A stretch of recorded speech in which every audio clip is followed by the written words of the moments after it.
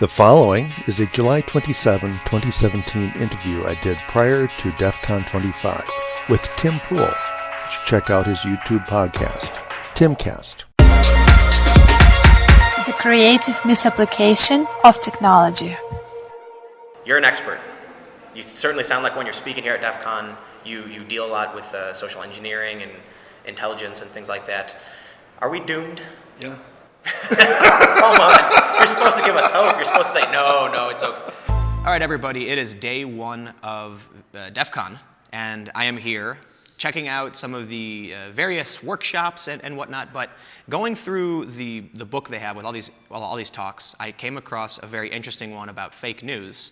And so I am sitting here with Mike Schrenk, who is a standby speaker here at DEF CON, and you've got a really interesting talk about fake news. But I'm going to throw it to you to introduce yourself and let us know who you are, what you do, and why you're passionate about this subject. Sure. My name is Mike Schrenk. This is the 8th time I'll be speaking at DEF CON. I've been going to DEF CON since DEF CON 5. At that time, I sold an article to Computer World magazine, so I was basically a journalist during that one. But my interest in this whole area of the news comes from the fact that I've been in the hacking community since, I would say probably since 95, 97. And after my first book came out, I got contacted by a journalist in the Netherlands to get me involved with some stuff that was going on over there. And it ended up doing workshops for investigative journalists on some pretty simple hacking kind of techniques. So you're going to be talking about fake news, right? Is that?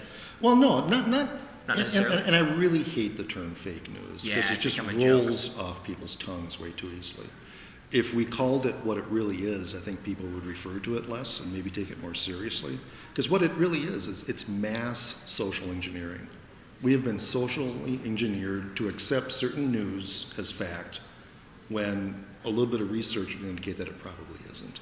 So, yeah, let's just jump right in. What's the biggest problem you're seeing? What's going on today in this world of, dare I say it, fake news? Well, to cut it short, if we were going to have a really long discussion, and if I was going to do my talk right now, we would talk about objectives. Why do people do fake news?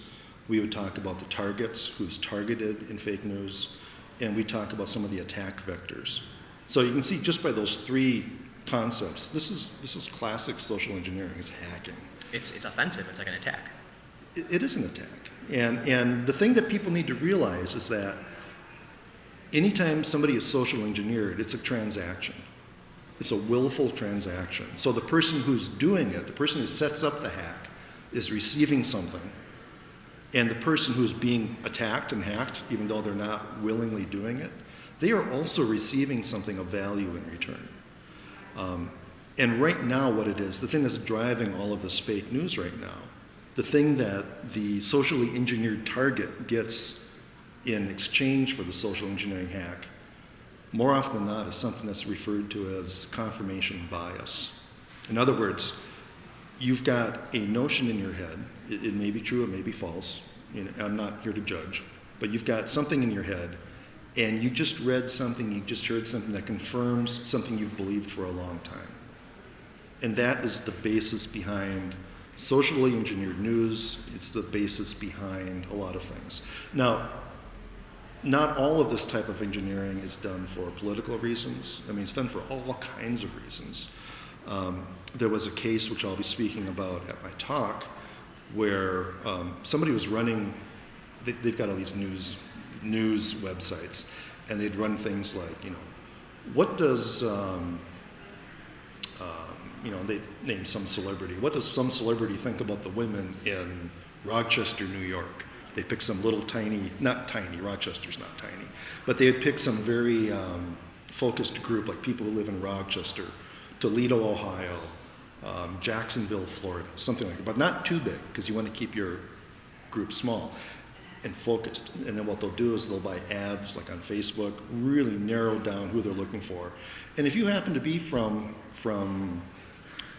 Duluth, Minnesota, and you see, what does Brad Pitt think about the women in Duluth, Minnesota? Well, that's bizarre. I'm from Duluth. You click on that. Well, hundreds of thousands of people click on those kinds of things, right? And there's money to be made in this whole fake news thing, too. So it's not just about political, agendas. It's also money being made. There's serious money being made. That's fascinating because when we hear about fake news, we tend to hear about the political agendas, right? Manipulating people into voting or things like that. But that's something I never thought about. Targeting a tiny community. Oh yeah. Because it makes them curious. It's a way to build up your traffic, make money. Absolutely. Now sometimes those two paths cross too. In my talk, I'll talk about there's a person who has. I'm not going to name the name of his companies, I'm going to misquote it. But in my talk, I actually give you the name of his company. He promoted an article in Colorado where he was saying that, news report, people are using food stamps to buy marijuana at dispensaries in Colorado. Tons of activity. I mean, people were reading this thing, they were commenting about it. It got a lot of buzz because it resonated with a lot of people. It's like, well, people shouldn't be doing that. Mm-hmm. Well, of course they shouldn't. But if you research that at all, you would know that I think across the country, because of some federal banking laws, all dispensaries are cash only. There is no possible way you could use food stamps to buy anything at a dispensary. But that didn't stop a congressperson, a state assembly person from Colorado, to propose a bill. It got on the floor. They actually voted on it to prevent food stamp recipients from using their food stamps to buy marijuana in Colorado. It actually got a vote. This stuff has some real, it resonates. Did they ban food stamps from being used? They did that when they opened the first dispensary. You can't do it. I mean, it's never been possible. That's scary. But the thing is, getting back to that confirmation bias, there's people who that kind of a story really resonates with because, again, someone's getting away with something, and it just resonates, even though it's a total fabricated story, total impossible story. A little bit of research would have cleared that up. So the company that does things like that kind of fake news, actual just BS stories, are these just small blogs run by a few people that with their whole intention being fake news, or do we see the same thing, at least in your opinion, from bigger news outlets? I was going to do a little lab where I was actually going to write my own fake stories and do metrics and stuff and run analytics and talk about, what kind of stories did what. And I discovered that there's just so many case studies available that you can do that I didn't have to do anything that nefarious. Some of the companies are single-person companies. Some of the ones that I talk about are just part-time jobs for people that generate a lot of traffic. I've got one case that I talk about where the guy hires, I think he's got 25 to 30 part-time writers on his staff, and they're kept pretty busy. Wow. He says he makes around $300,000 a year doing this. There's reasonable money to be made in the fake news. You were asking, again, the size of the organizations that do this. Yeah. Like I said, it ranges from one-person shops to state-sponsored activity. I think right now, the main reason I don't like saying fake news, but it's kind of the word, it's kind of the phrase, is that, one side of the aisle is going to say fake news is the mainstream media. They've gotten us into wars. Right. They lied about Iraq. We have seen some, I'll flat out say it, I've called out some Washington Post journalists for writing fake stories. Just deliberate. America's got a history of fake news. The one that I certainly studied when I was in school was what led up to the Spanish-American War with yellow journalism and Hearst and Pulitzer battling for subscribers of their newspapers in New York, and they would write very animated and very insightful articles about what was going on in Cuba at the time. A little background. In around 1890s, there was civil unrest in Cuba. At the time, it was a Spanish-held colony, and there were a lot of work disputes, that kind of stuff. The United States came in, tried to mitigate what was going on, trying to prevent war, but there's a lot of unrest. The United States sent a warship into the Bay of Havana to try to keep peace. And all the while, Hearst and Pulitzer are writing these really inflammatory stories about what's going on. We got to do something about this. So, fever pitch was rising, right? One morning, the ship that was anchored in Havana blew up. Boom, blew up. Of course, this had to be the Spanish that blew this ship up. I mean, that's what both papers were saying. The reality is that we don't know what happened. Historians think it was probably an accident. Something happened, but pretty much by this point there was so much public interest in having war against Spain that it pretty much made it easy for the politicians to declare war on Spain, and it was a pretty short war. So this is Hearst and Pulitzer. Yeah, ironic, isn't it? Are you saying that they were putting out fake news? Oh yeah. But Pulitzer, that's the award for great journalism. Yeah, I know. Yeah, I know. Are we doomed? A little irony. Yeah. Man. But this, when you hear the term yellow journalism, that's what that refers to. Yeah. So, I mean, there's a history of that happening. And again, it was happening for economic reasons. Yeah. And, in our society with our First Amendment, you got the freedom of the press. In fact, that is the only profession that has constitutional protection is journalism. The rest of them don't. But along with that, you also have the right to do satire and parody, and you can write the most inflammatory thing you want, and you can be sued, and you can go to court and say, it was just a story. I can write fiction just like anybody else can. I think there was something that happened, correct me if I'm wrong, where a Fox outlet said that they were entertainment. Yeah. Yeah. So. Yeah. Entertainment, satire. So you do counterintelligence. How would you describe your? It's interesting. I do counterintelligence, but I've done it for corporate clients. I've never done it in terms of the news media. I'm not sure how that would be applied, but there might be something there. I don't know. But you're a social engineering expert, I'd say, right? That's fair to say. Mm-hmm. Counterintelligence. Knowing what you know, do you trust the mainstream media?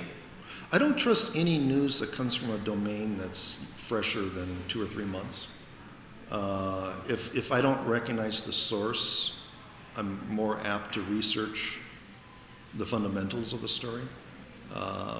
If I see a story from a well-established journalism outlet, I am less apt to do that, but I still do it. Yeah. I definitely do it. But this whole confirmation bias thing it's huge. And just because I'm talking about it, I don't want to make it sound like this is somebody else's issue. We all do it. I do it. We all do it.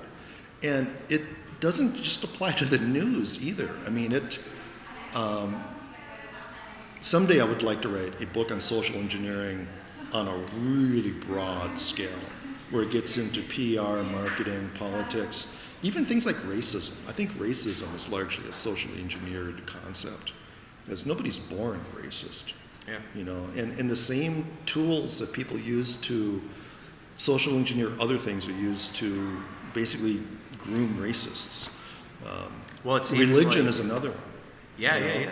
I was having this conversation earlier. Of course, not your religion, but everybody else's. Right. I was talking to someone about this, and I said, you know what? It's so much falls under the umbrella of social engineering. Yeah. So, and people have asked me, it's like, well, and I give examples of socially engineered political kind of stuff. And people say, well, isn't this what other politicians do? And I said, yeah, a lot of this is just really good communication.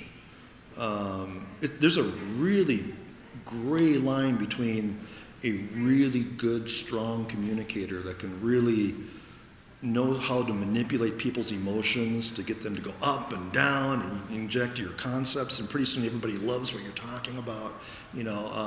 One of the best speakers I've ever seen, Steve Jobs, master at this kind of thing. Another speaker that I hold up there, Dalai Lama, he does the same thing. It's a lot of it is just really good communication. The difference is Steve Jobs and the Dalai Lama are talking about real stuff, as opposed to making up something about buying marijuana with food stamps, which is just total fabrication. Yeah. So I guess maybe the big story here is if you're a good communicator, you can sell anything. Yep. I mean, and it's all social engineering. A good book that just captivates you, that really reaches you at the core, you're being socially engineered. It may not be nefarious, But that's just good communication. Because the author knows which buttons to push, where your soft points are, and that's where they focus, right? So it's kind of for the people who are watching. I don't know. I'll do a quick recap. But white, gray, and black hat. White hats are the good guys, gray hats are in the between, and the black hats are the bad guys. Right. It sounds like what we have is white hat communication, which is good journalism. Black hat journalism. I've called it that before because I tell people like I'm a hacker first, journalist second. Right. This is the where I come from, and I look at a lot of the fake news. It's just black hat journalism. It's manipulating people for personal gain or some kind of self-interest instead of the greater good. Right. I mean, do No, you think so? Yeah. Okay, so not to go too long, but I guess I'll have one final thought for you. You're an expert. You certainly sound like when you're speaking here at DEF CON, you deal a lot with social engineering and intelligence and things like that. Are we doomed? Yeah. Come on. You're supposed to give us hope. You're supposed to say, no, it's okay. We're doomed. The last time I gave this talk, somebody stood up and said, so what's the future look like? It looks like shit. Say, well, we're screwed. I mean, the only way out of this is education. People like Facebook has attempted to screen things, and Google's working with their SEO kind of stuff. The real issue here is that there's money to be made, and just because Google or Facebook are tweaking their ad network, there are so many ad networks you can use. Yep. Or you could just use like an Amazon affiliate account or something. I mean, there's so many ways to make money off this stuff. So there's no way you're going to be able to filter the content. I think the number one thing that people need to do is they need to be very aware of the whole confirmation bias issue and realize that we all do it, and as an exercise to try to identify those times where we're buying into confirmation bias. Because I can guarantee you we all do it many times every day. And that is the real key. That's something that they need to teach in elementary school. It's really easy to get suckered into something if somebody compliments you. Yeah. Don't fall for the compliments. Don't fall for the things that stroke you the right way. Be a little more objective, and that's the real message. That's the real message. Rad. Well, Mike, thanks so much for meeting. This is a fantastic conversation. For those that are watching, really fascinating conversation. I've talked about fake news and media a lot, and it's something I'm really passionate about. So this was great. So I really do appreciate it. Let me know what you think. Comment below. Send me your thoughts. We'll keep the conversation going. If you like the video, click the like button. You can find me on Twitter at TimCast, TimCast, Instagram as well. And if you want to support the work that I do, you can go to patreon.com/TimCast. Give whatever you'd like. Give nothing at all. My videos will always be free and available.